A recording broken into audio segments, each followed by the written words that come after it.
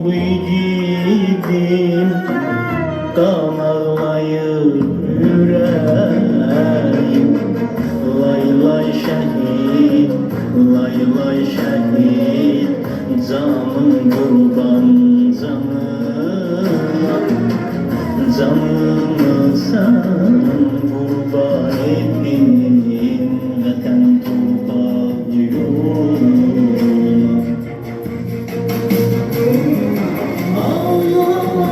Şehidin solmaz gülü, zalim zulmü kıyamete kalmaz.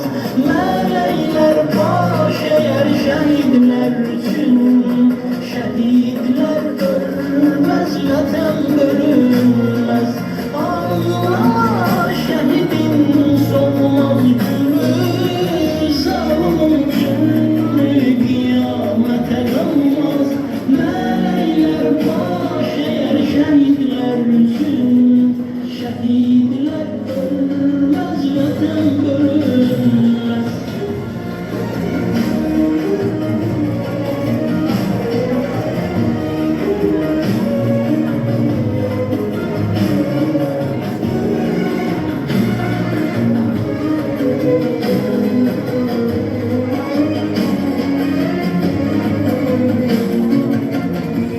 Şehit senin var hakkın, vatan torpak yolunda.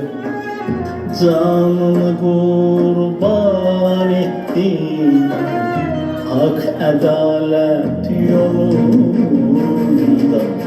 Lay lay şehit, lay lay şehit, canım kurban canına. Canımı sen kurban ettin, vatan torpağı yoluna.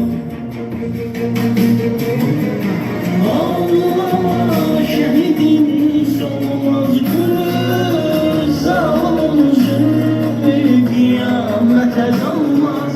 Melekler baş eğer şehitler için, şehitler ölmez, vatan bölünmez. Allah şehidin solmaz gülü, zalim zulmü kıyamete kalmaz.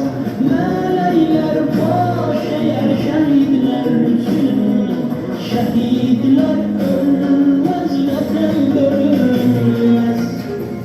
Ağlama şehidin solmaz gülü, zalimin zulmü kıyamete kalmaz.